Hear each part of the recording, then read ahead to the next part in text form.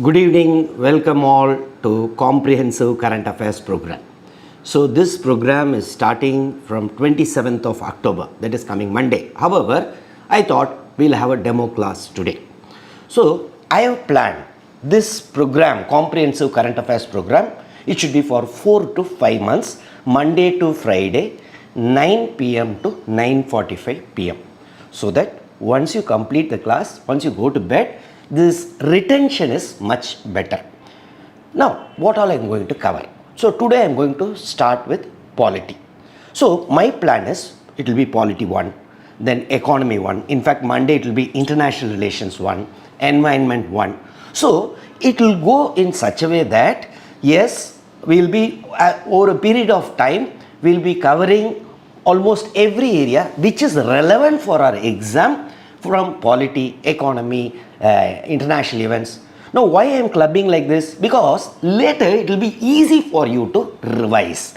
So, polity alone, once you combine, then it will be easy for you to revise polity. However, one thing you have to know, even though I am going to do polity 1, environment 1, economy 1, then polity 2, international relations 2, like that. However, under polity 1 or polity 2 or polity 3, if some economic angle comes, environment angle comes, then I'll also be covering. After all, it's a comprehensive current affairs program.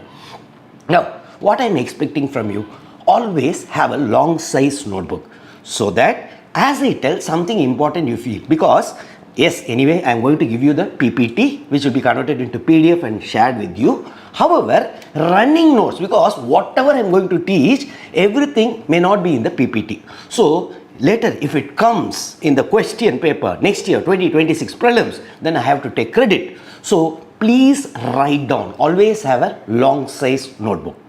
Okay, so let us now start taking deep dive. Yes, first is polity 1 today. First topic I am going to cover is right to digital access. Now, why right to digital access is very important? Now, first of all, fundamental right is very, very, very important from exam point of view. See, always fundamental right, say for our father of constitution himself, gives so much importance to fundamental right. First, part 1, he says, India, that is Bharat, is union of states. Now he defines what is our country. Second, part 2 of the constitution, who are the citizens. Part 3, he didn't talk about the first citizen of our country, that is not the president. He didn't talk about the prime minister. He didn't talk about the judges. Rather, directly, part 3, fundamental right. Because fundamental right is crucial for the existence of every individual. So that is the reason he gave so much importance. Now, UPSC also always gives importance to fundamental rights. Now, 2 important things you have to keep in mind. Why UPSC expects you to know anything related to fundamental right? First, you are a citizen, informed citizen who's appearing in the exam, whether you know that. Second, if you see the fundamental rights, always they say, the state shall not discriminate only on the grounds of religion, race, caste, sex, place of birth. Now, the state, it keeps getting repeated. Who's that state? Yes, Article 12 of the Constitution defines what is whose state.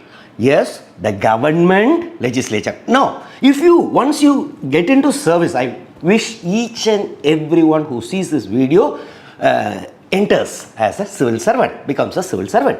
So once you become a civil servant, you are the state. Now, you should not discriminate only on the grounds of religion, race, caste, place of birth. Now, if you are a district collector, you are the state for the common man there. If you are a sub-collector, you are the state for the common man there. If you are the SP, you are the state. So, you should very well know about fundamental rights. So, that is the reason UPSC also always asks questions from here. Say, in 2017, there was one, Justice Puttasamy versus Union of India. In that case, Supreme Court came out that right to privacy is part of Article 21. Now, immediately next year, 2018, if you see, there was a question in our civil service prelims that right to privacy is part of which of the thing. So, always, even after that, 2 years later, again they repeated about right to privacy. See, Article 21, amongst all these fundamental rights, 21 is crucial because it is right to life. So, definitely, we can expect a question next year. Now, in next year, prelims. Now, what is this right to digital access? Before that, what is this right to protection of life? Article 21. Now, if you see here, protection of life and personal liberty. No person shall be. Now, first of all, you should be very clear here. Dr. Ambedkar, our father of constitution, is so good in choice of words. Here, two articles before, Article 19, he would have told, all citizens of India shall, freedom of speech and expression, 19(1)(a), this, that. Whereas, two articles later, in fact, 20 itself, he would have used the word no person. Means, this is after all life, not just citizens. Even for others, this particular article is applicable. Because whether you are a citizen or not a citizen, definitely, yes, this is very, very important because it is right to life. So, no person shall be deprived of his life or personal liberty except according to the procedure established by law. Supreme Court has given lot of interpretations. It is not just life, it is not mere biological life, it is dignified life. So, in that aspect, now comes this right to digital access. Now, if you see this lady, now her name is Pragya Prasum. She was born in Dhanbad in Jharkhand, later brought up in Varanasi. Someone was a suitor, someone wanted to marry her, but she didn't accept. She married someone else. But that guy got very much jealous. Within 12 days of marriage, when she was traveling with her husband to Delhi in a railway train, suddenly this person, that jealous suitor, came and threw acid over her. People tried to protect her, somehow 45% injuries. Next day again he came and tried to kill her. Somehow later he was arrested. Now this lady was a fighter. Now she thought, whatever I underwent, others should not undergo. So she started a foundation called Ati Jeevan Foundation to help acid victim survivors. Now she was fighting for long for someone who has survived.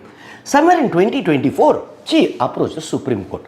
She told, see, if I want to open a bank account, now, or even getting a mobile connection, you all know, we have to rotate our eyes, turn our heads. Now, this is not possible because being an acid victim, movement is very much restricted. They cannot be normal, like normal individual. Then, the know your customer norm, KYC norms. Yes, it's a problem. So, please try. It is against my fundamental right of this Article 21, right to life. So, right to digital access should be included. Again, somewhere in 2025, so first was our Pragya Prasoon and others versus Union of India. It was 2024 case. Then came Amar Jain, who's a Supreme Court advocate, 100% visually challenged. Now, he also approached the same issue. So, our Supreme Court has clubbed both the cases and told, boss, right to digital access is a fundamental right under Article 21. So, like 2017, this Justice Puttasamy case, right to privacy was under Article 21. Now, they have given right to digital access as a fundamental right. So, it's very, very important from our exam point of view. So, what they have told, facial trauma, disfigurement, visual impairments make it impossible for acid attack survivors to even move their heads, blink, carry out visual instruction. So, all these things are depriving them for digital access, and it is very much today essential for all government schemes. So, our Supreme Court clearly told there is a digital divide and people are unable to establish their identity digitally or face prolonged delays even to open a bank account.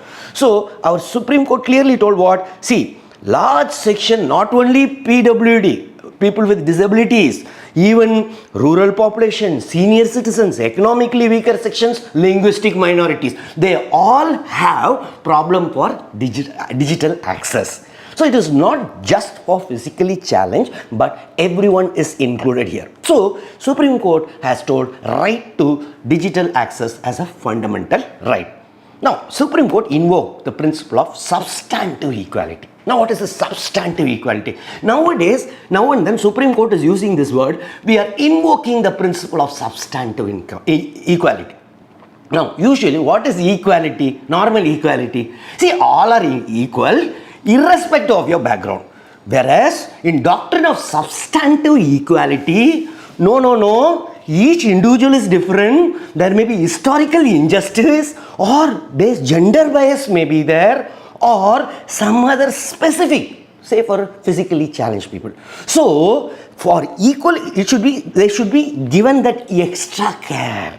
So that is what is principle of substantive equality. You have to see their backgrounds also. So suddenly if they ask in the exam, principle of substantive equality versus normal equality. Normal equality, it is all equal irrespective of the backgrounds, whereas here they take into account their different needs, circumstances, historical disadvantages and all. Now Supreme Court, our Honorable Supreme Court has given directions, almost 20 directions. Reserve Bank of India, now it's crucial because it is the regulator for all banks, to open bank accounts. SEBI, they have given direction. So they want to ensure that since this is a fundamental right, change all your procedures in such a way that people with disabilities and others also will have access to digital thing, because today everything is digital, all government schemes, everything. So that is the reason they have given this verdict. Now one more thing, there was one Rajashekharan. No, this is one more thing which has been added to our right to Article 21, right to life. That is right of pedestrians to clear an uninjured footpaths. Now one Dr. Rajashekharan, orthopedic doctor, he approached Supreme Court in the year 2012. But Supreme Court gave a verdict recently. Now 2012, what he approached, see, so many accidents happen because there is no proper pavement. So Motor Vehicles Act should be amended. Again, once accident victim, first hour, golden hour is very important. At that time, every hospital should admit them. So lot of grievances he had. So he approached the Supreme Court. Now periodically Supreme Court comes out with some judgments. Now and recently in the month of May, they told, boss, right of pedestrians to clear an unhindered footpaths is part of Article 21. So now encroachment is there? Yes, please remove that. Ensure that, so they've given to Government of India, given some time to ensure that there is a right of pedestrians to clear an unhindered footpaths. So just you remember, recently two things have come. One is right to digital access and second is right of pedestrians to clear an unhindered footpaths under Article 21. Now what are the other some important things I thought? Well, important rights under Article 21. There are a lot of rights Supreme Court has inferred. First is the famous Manaka Gandhi case in 1978, where right to travel outside the country. Then Olga Tellis versus Bombay Municipal Corporation. Now, in this case, 1985 case, in fact, Supreme Court at that time told, see, Bombay Municipal Corporation cannot remove encroachment there because it is the right to livelihood. You cannot clear the encroachment because people will be selling, people will be staying there. However, now the recent right to pedestrians is contradicting. So taking that also into account, they have given this verdict. Now, no, right to payment is very, very important. So that is what this Rajashekharan case they have told. Okay, Ramlila Maidan, so if you remember, when they were sleeping, the right to sleep was given as a fundamental right. That happened in 2012, Anna Hazare time. Then Justice Puttasamy case, 2017, right to privacy. Independent Thought versus Union of India against marriage for girls under 18 years, because it is a right to life, biological life. So if you are telling less than 18 years if you marry, they will get affected. So that's what Supreme Court told. Joseph Shine versus Union of India, right to sexual autonomy. Yes, part of Article 21. Navtej Singh Johar versus Union of India, 2018 case, right to sexual orientation, LGBT right.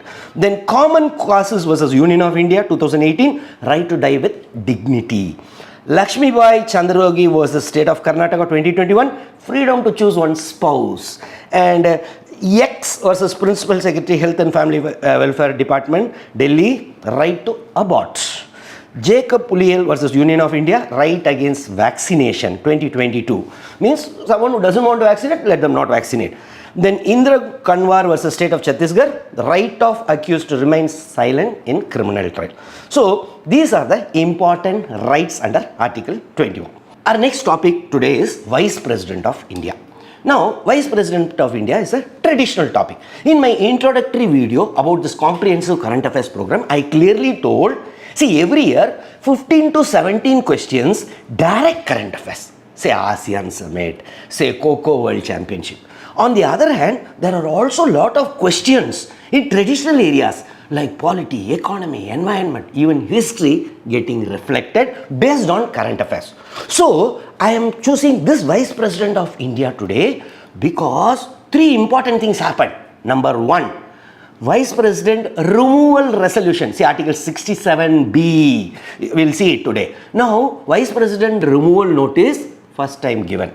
Second, Vice President resigned. Third, Vice President election happened. So three important events have happened. So it is coming in our catchment area. 1 year, very crucial period for current affairs. So all these three things have happened. So that's the reason I am covering this. I am not going to teach you entire thing about Vice President of India. However, I want to say something which you may not know or which you know but will not have the clarity. Now, first and foremost is, yes, election of Vice President. Now, you all know already those who have studied about Vice President, but still have it a revision. The Vice President shall be elected by the members of an electoral college consisting of members of both the houses of Parliament. Now, Dr. Ambedkar, just he is telling it in Article 66, 12 articles before. Article 54, for President, he would not use the word consisting of members. There he would have used the word elected. Whereas here, all members of Parliament only. Their legislative assemblies also. So, for President election, yes, if you compare, suddenly if they ask you to compare, here all members of Parliament means nominated members also. In Rajya Sabha, 12 members are getting nominated, arts, science and all. Yes, they are also eligible for voting in Vice President election, whereas in President election, they don't have a role. Second, what he is telling, yes, by means of, yes, proportional representation by single transferable vote, secret ballot. Now, first you have to know the difference between President election and Vice President election. Vice President election, yes, all members. President election, elected members. Now, President election, if you see, yes, the President shall be elected by the members of Electoral College, elected members of both houses of Parliament. You know it stands. Okay, this article.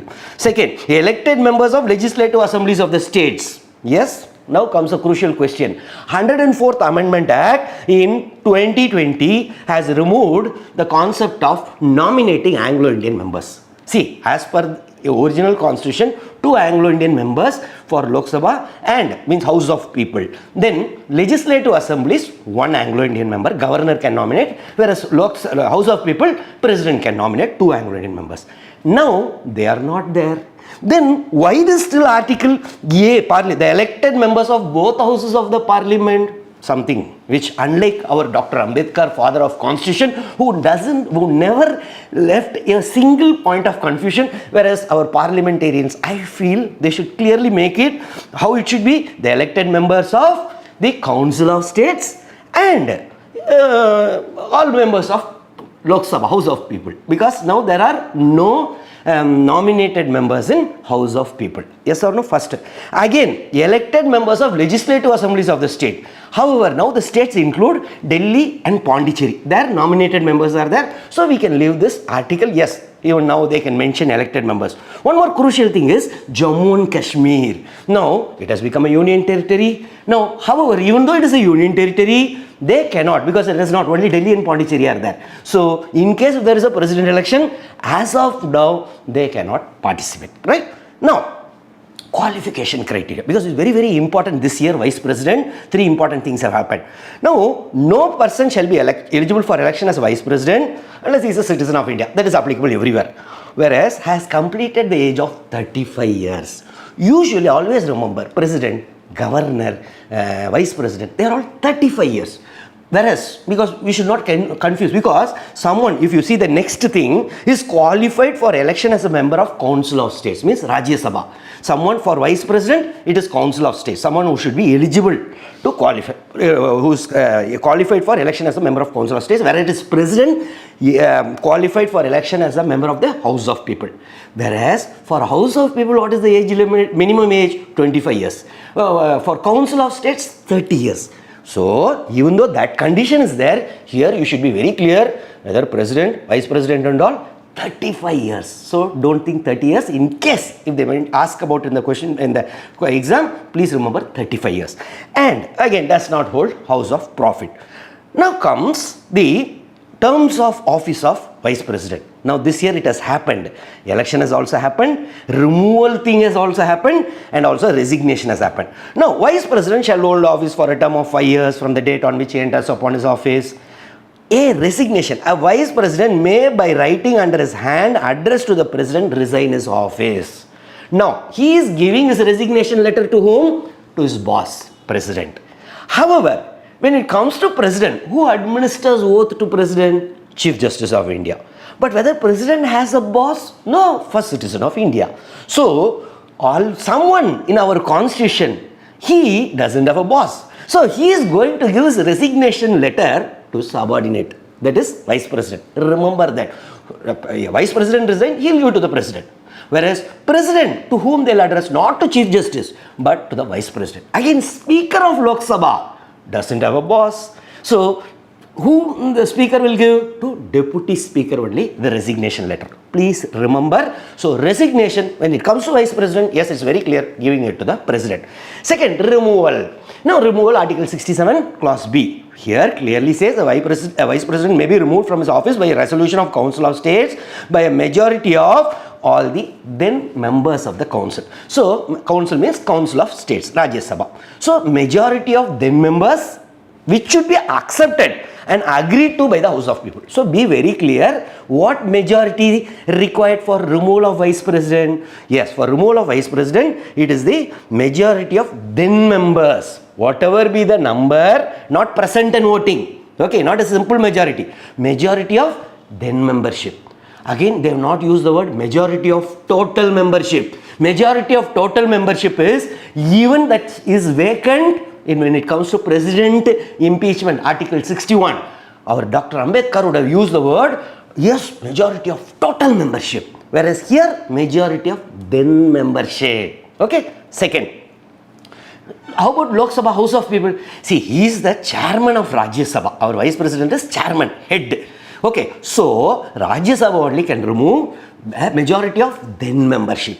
Whereas House of People agreed to, means simple majority, just present and voting on that day. Out of say 543 members, only 200 are present, 101 raise their hand, yes, over, present and voting. So simple majority. Please remember how it is different from President. One more thing very, very important which you have to remember can come in your paper is, yes, unless at least 14 days notice has been given of the intention to move the resolution. Now this resolution, when it comes to President's impeachment, not 14 days only, but 1/4 of the members. Yes, Dr. Ambedkar was very clear. 1/4 of the members should give that.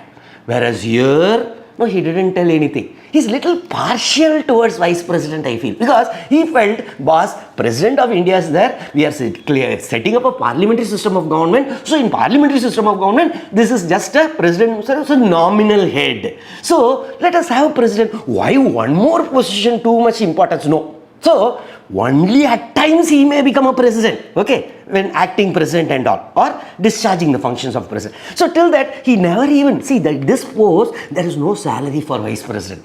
Then how Vice President will survive? Vice President only draws salary as the chairman of Rajya Sabha. Okay, so here remember, because there was a notice for resolution was moved, but Constitution clearly says there is no, this 1/4, this nothing that.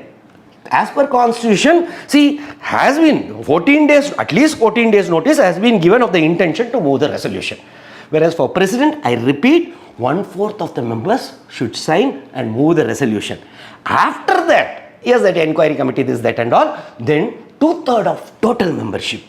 Okay, both the houses means no joint sitting, separately they have to pass. Whereas here, Rajya Sabha, yes, majority of then membership, whereas Lok Sabha, House of People, just simple majority. Then, as usual, like President, here also Vice President also shall, with notwithstanding expiration of his term, in case election is delayed, they can continue the office even beyond that 5 years period. That's what, till the next person enters upon the office, until his successor enters upon his office, applicable for President also, say Vice President. Now, Vice President to act as President, very, very important. See, two things that Dr. Ambedkar is saying. Because President is number one citizen. All things, acts, will go on the name of the president. The president, once you get into IAS, IPS, IFS, whenever you will get a letter. The president is pleased to appoint you. See, president is pleased to appoint. It is always any action of the government should be taken in the name of the president.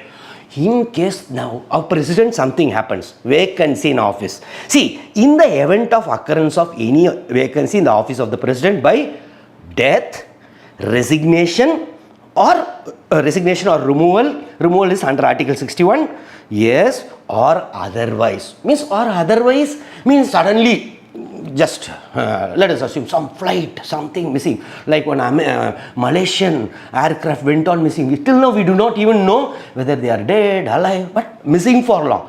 Or otherwise, not going to return as of now, but we cannot declare dead also. So in that case, the vice president shall act as a president. Now the vice president shall act as a president, right? And until the date on which new president comes.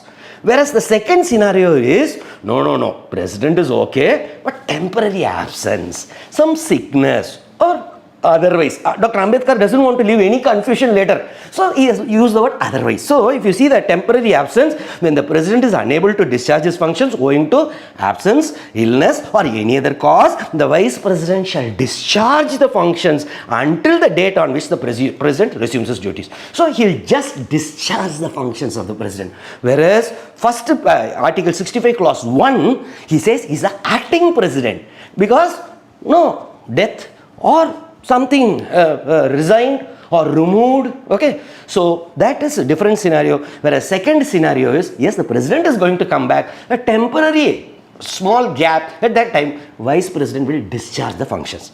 Now comes oath of the president. Now why I am telling oath of the president? If you see the constitution, generally the oaths are given in Schedule 3 of the Indian Constitution. Yes or no? Except for president, vice president, governor. President, vice president, governor, in articles itself Ambedkar would have mentioned.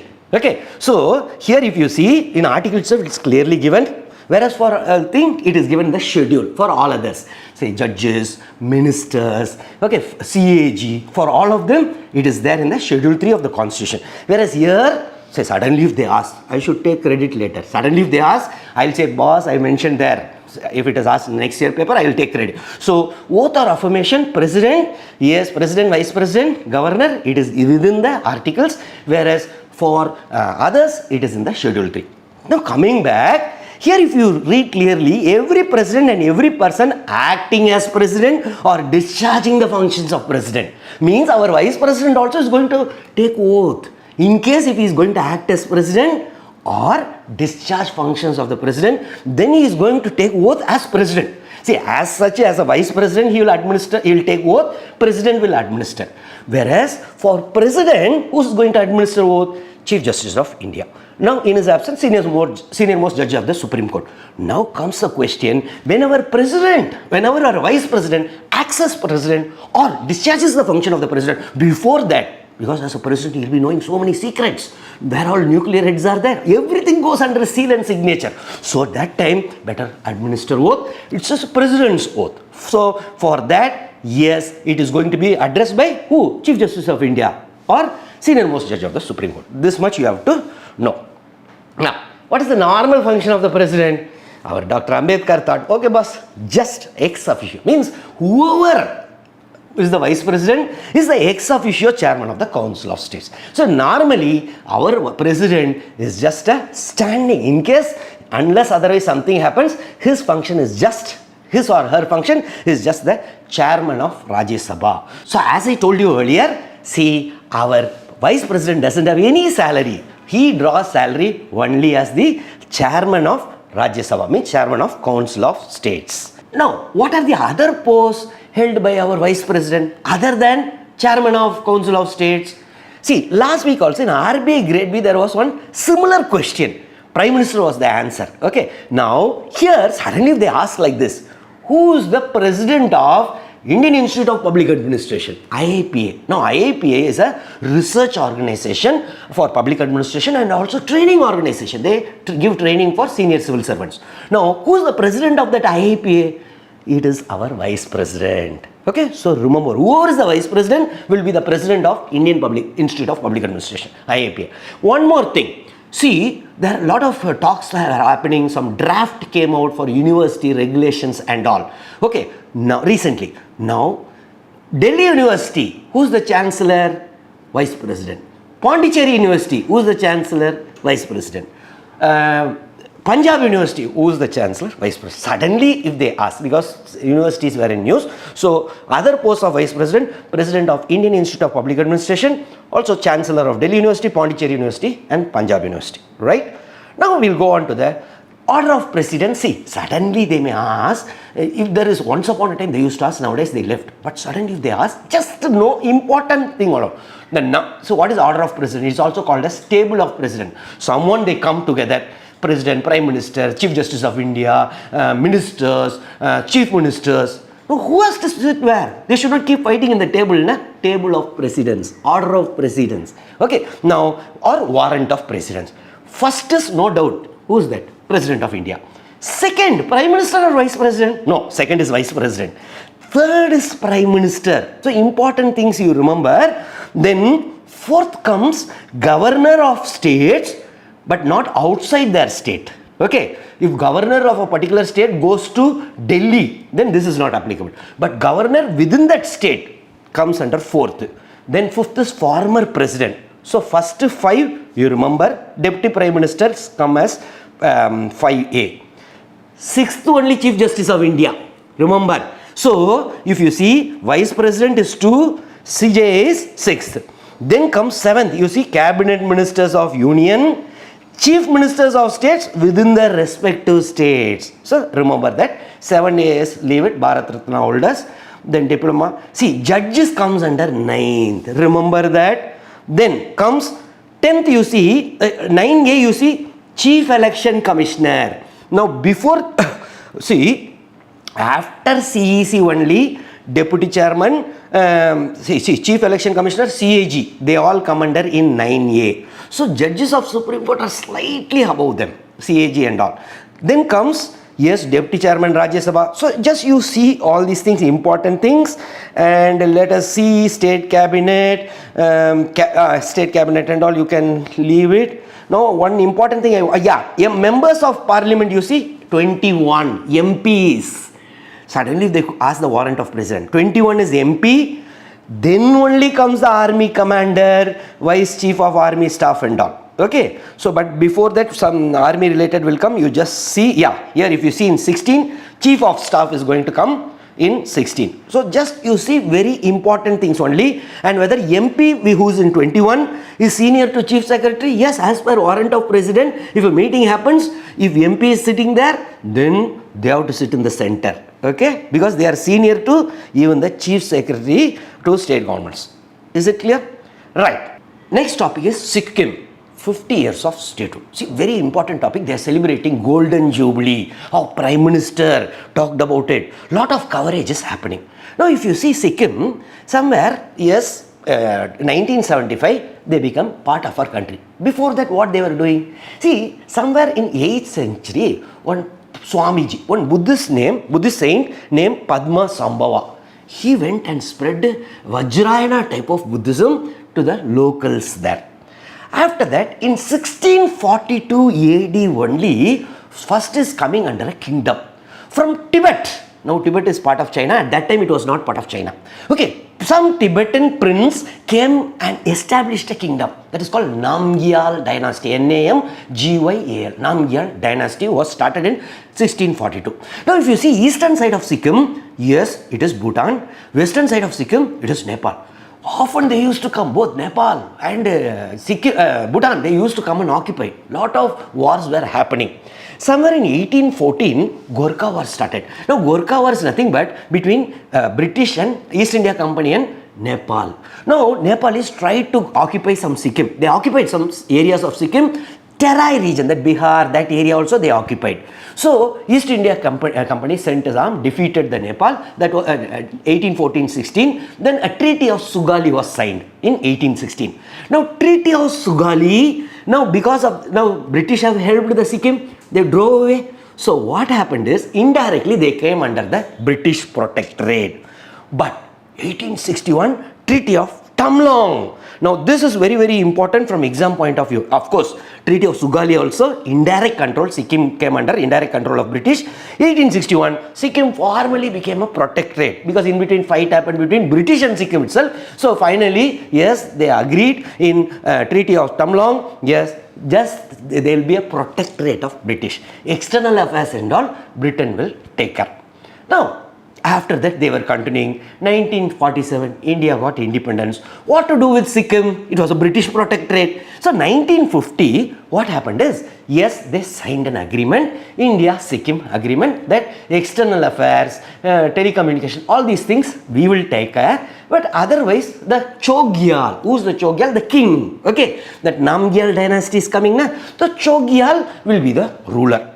Now 1950s, 60s, if you remember 1962, yes, there was a war with China. Now that was changing our perception because Sikkim is a buffer state, very important, strategically important position between China and India. Then 1971, one important change happened. See, Bhutan was also part, we are trying to help them, but they went, approached UN and became a member. Now next Sikkim also wanted to become a member. Then things were going on. Now one more important change happened. The then ruler of Sikkim, now that Chogyal king, married one lady from America. Her name was Hope Cook. Now he married her. Now she started telling about Sikkim worldwide. Now gradually Sikkim was getting the attention. Already we were 1962 war experiences there, and they were moving. This present Chogyal was trying to move towards China. Somewhere finally in Nepal, when he went for some coronation function, he started meeting from people of China, ambassadors of China and Nepal. Then they thought, no, it is not correct. Parallelly, one more thing was happening. See, there was democracy also, but king was the overall ruler. Now, the Sikkim National Congress Party was there. Now, there one ruler, one prime minister was there, Sikkim, for namesake, because king was the ruler. Now, his name was Kasi. Now, this Kasi wanted to merge with India. Of course, there is a raw in the sense, RAW, research analysis wing, they say, Madam Indira Gandhi was in power. Now, this our Kasi, he also married one lady called Kazini Maria. She's a Belgian lady. They say, yes, there was some difference, insult between the queen as well as first ladies, that time prime minister's wife, okay, Sikkim prime minister's wife. So all these things were happening. So most important in this entire game is our Madam Indira Gandhi, Iron Lady. 1971 liberated Bangladesh. 1974 nuclear test. Now she thought already this Chogyal is trying to move away from us. It is a strategically important position. So suddenly 1974, lot of changes happened. They say research and analysis wing had a role, something. This party, Sikkim National Party, yes, election was held, they won, and see, they told, no, we want to become part of India. 35th Amendment Act was passed in 1974. There Sikkim was made an associate state. However, yes, the Chogyal was not agreeing, but majority passed. Again, majority of the elected people. Then 1975, 36th Amendment Act was passed, where they told, no, we want to merge with India. Yes, Chogyal became angry, but our Indian army moved into his palace. Finally, they had to surrender. So, 1975, yes, Sikkim became a part of our country. Then they conducted a referendum. More than 97% of the people voted, people of Sikkim voted they want to merge with India. So that became part of our country. Now, historically, from history point of view, what they can ask, not about Chogyal, others and all. Now, what they are going to ask is, yes, Treaty of Sugali, you have to know. Treaty of Tamlong, you have to know. And what is from polity, constitution point of view, yes, you can see Madam Indira Gandhi, when tripartite agreement and all was formed, that and all is not part of our thing. Yeah, 35th Amendment Act, 36th Amendment Act, very, very important, okay, because 35th Amendment Act, associate state, 36th Amendment Act became part of our country. One more thing was added, 371F, one special provision was added.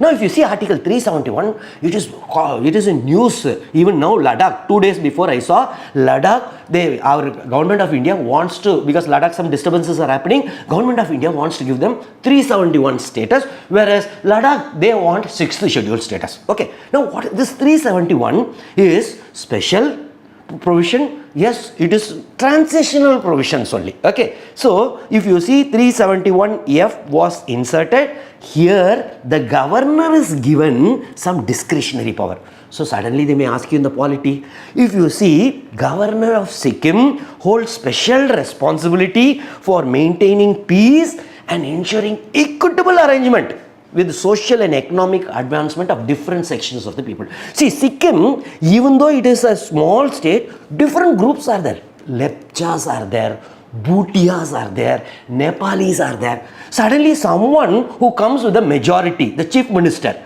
now from a particular community should not sideline other communities. So that is the reason this Article 371F was given. Whoever is the governor should treat all of them equally.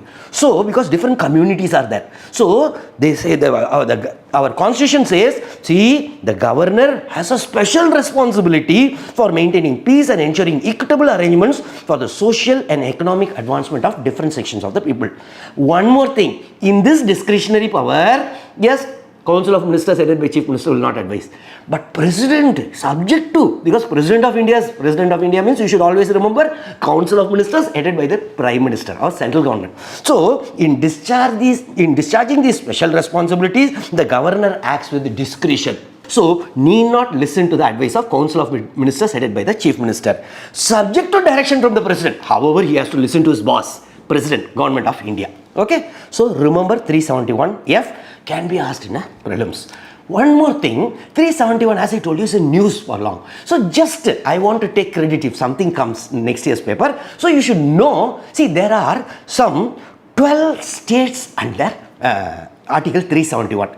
First, in the original constitution, see, always, first you have to know, this comes under which part?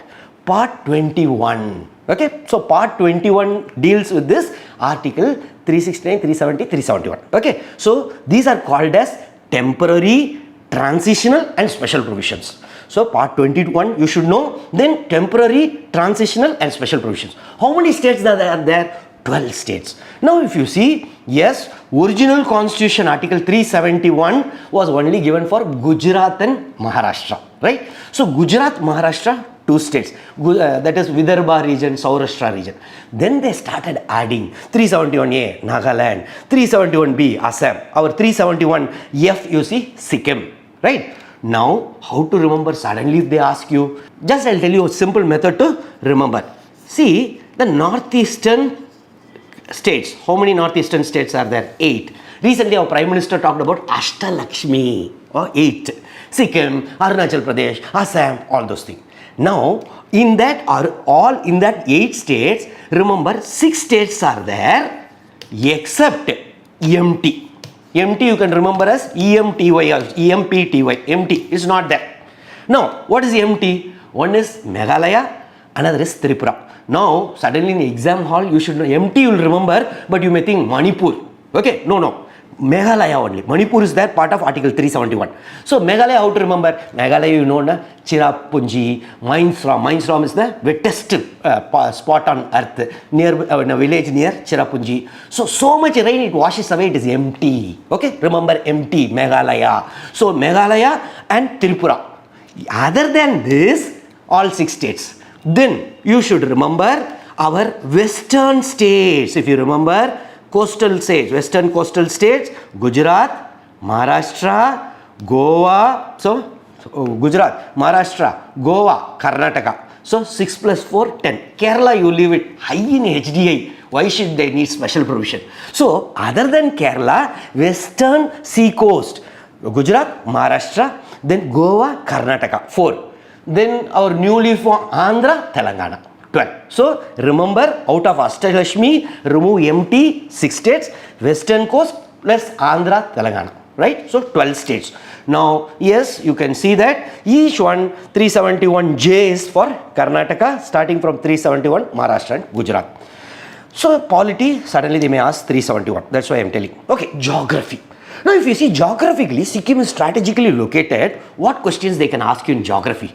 Now, how many countries? It is one state. If you see, it is surrounded by 3 countries. Eastern side, it is by Bhutan.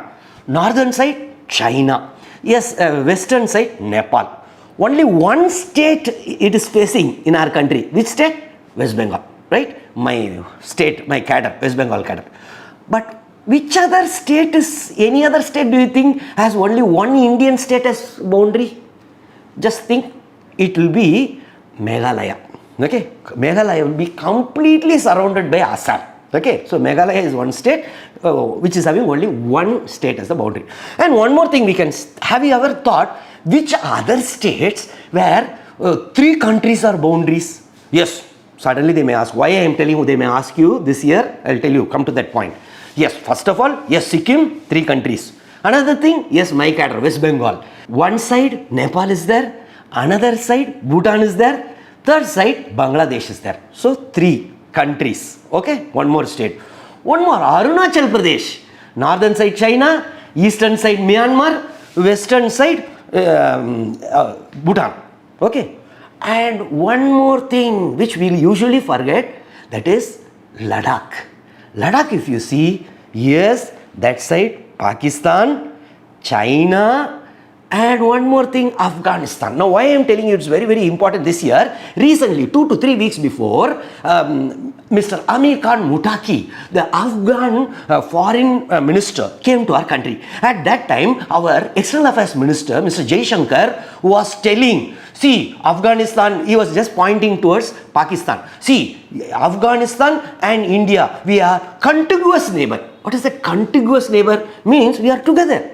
Whereas we have a common boundary. Where is that common boundary? Now, that common boundary is in Gilgit-Baltistan. Now, Gilgit-Baltistan, where is it? No, it has gone to Pakistan in 1947 itself. Okay, but there around 106 kilometers boundary is there between India and our Afghanistan. What is the name of that? They may ask. That is called Wakhan border. Okay, Wakhan corridor. Wakhan corridor. 106 kilometers are there. Now, Ladakh is located, of course, our official map says Gilgit-Baltistan also part of Ladakh. So, if you see, we are contiguous border. Okay, 106 kilometer. However, now it is part of Pakistan occupied Kashmir and the Gilgit-Baltistan, it is part of them. But still, because our external affairs minister told, remember, if that is the case, yes, then which union territory which has 3 boundaries, 3 international boundaries, here borders, one is, that is our Ladakh, is the only union territory. Which 3 countries? Pakistan, Afghanistan and China. Remember that. Suddenly if they ask, give credit to me. Even if you don't give, I will take it. Okay, yes. Coming back, yes, as it is a multilingual state, 4 languages are official languages. One is English, another is Nepali, another is Bhutia, that is Sikkimese, and Lepcha. These are the 4 official languages of Sikkim. Now, then river system, river very, very important. If you see one of the important tributary is Rangit River. So, and Rangit River, and one more important is Tista River.